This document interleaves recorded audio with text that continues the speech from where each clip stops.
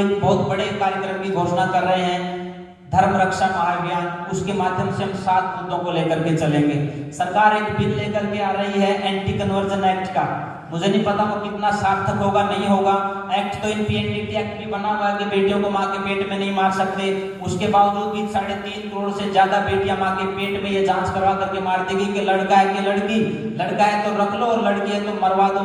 ये कानून आज बने हुए हैं। गोहत्या बंदी का कानून बना हुआ है, इस हरियाणा में गोहत्या बंदी लागू है, लेकिन उसके बावजूद भी आप जाकर के देखेंगे मेवात में आज भी गाय काटी जा रही है। आज भी रिजुजू जैसा व्यक्ति बोल देता है कि मैं गोमांस खाता हूं, मुझे पाकिस्तान भेज करके देखो। हमारे देश के उपराष्ट्रपति जी भी कह देते हैं कि इस देश में गोहत्या बंद नहीं हो सकती है। तो कहीं ना कहीं आज विचार करने की आवश्यकता है कि हम लोग क्या करें। तो एक तो धर्म जो है, धर्म के नाम पर जो एक तरह से उनका बदलाव जो हो रहा है, उसको रोकने के लिए हमें और ज्यादा सजग होने की आवश्यकता है। और खास करके जिस साइलेंट तरीके से ईसाईकरण हो रहा है आज हरियाणा के अंदर, उसका हम लोग विरोध करेंगे और उन संगठनों को देश के सामने बेनकाब करेंगे कि ये धर्म के नाम पर इन लोगों को रोटी का टुकड़ा दिखा करके इनकी चोटियां काटी जा रही हैं। इनकी भूख मिटाने के नाम पर इनको धर्म से बदला जा रहा है। ये धर्म नहीं, ये धंधा हो रहा है। इसको उजागर करेंगे लोगों के सामने। दूसरा जो सबसे बड़ी बात होगी, धर्म के नाम पर जिस तरह का अंधविश्वास चल रहा है, पाखंड चल रहा है, चाहे रामपाल दास हो, राम रहीम हो, या जो मुसलमानों का भी बहुत कुछ ऐसा चल रहा है, उनके खिलाफ लोगों के बीच में जाएंगे कि आप लोग इनसे सावधान रहेंगे। खास करके हमारी माँ बहन बेटियां इन बदमाशों के डेरों के अंदर, जिनको ये धर्म का बहुत बड़ा ठिकाना मानते थे, उनके अंदर, इनकी बाथरूमों के अंदर सीसीटीवी कैमरे लगा रखे बदमाशों ने और कहते कि मैं धर्म का बहुत बड़ा ठेकेदार हूं। इन लोगों को बेनकाब करने का काम हमारे समाज इस धर्म रक्षा महाअभियान के माध्यम से करेगा। आज नशे की नदियां बह रही हैं पूरे देश में। 21 वर्ष कर दी गई है शराब बेचने और पीने की उम्र, और 21 वर्ष ही है शादी की उम्र।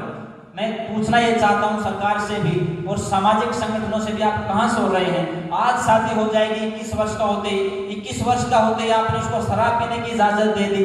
कहां जाएगा ये परिवार? कहां बचेगा वो गृहस्थ जो आज ठिकाने से एक कदम चलते ही उसको शराब के ठेके की तरफ आकर्षित कर दिया जाएगा?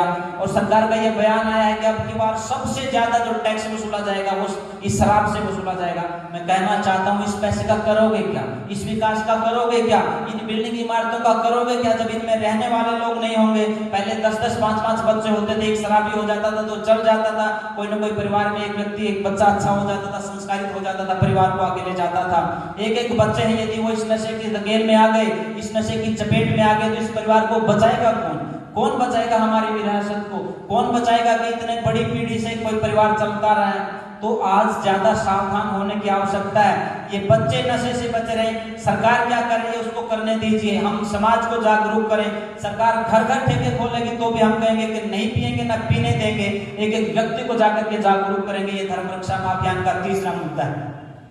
आज इसी धर्म के नाम पर, जैसे मैंने हिजाब की बात की, मुस्लिम मत में मानने वाले लोग ये कहते हैं कि इनमें ये महिलाएं तो ये तो खेती होती हैं, इनका तो जितना उपयोग करो करो, बाकी कोई बात नहीं होती। ईसाई लोग कहते हैं कि इनमें तो जीवात्मा नहीं होती है उस समय। और हिंदू धर्म के लोग जो मानने वाले हैं वो भी इनको दोयम दर्जे का मानते हैं। आज भी बहुत से मंदिर ऐसे हैं, आपने बहुत से लोगों के नाम सुने होंगे, मंदिरों के नाम सुने होंगे, जहां पर महिलाओं को प्रवेश का अधिकार नहीं है। इन महिलाओं को भी बराबरी का अधिकार मिले, वेदों का है ये ऐलान, बेटा बेटी एक समान। इस नारे को लेकर के हम धर्म रक्षा महाअभियान का अगला मुद्दा लेकर के चलेंगे।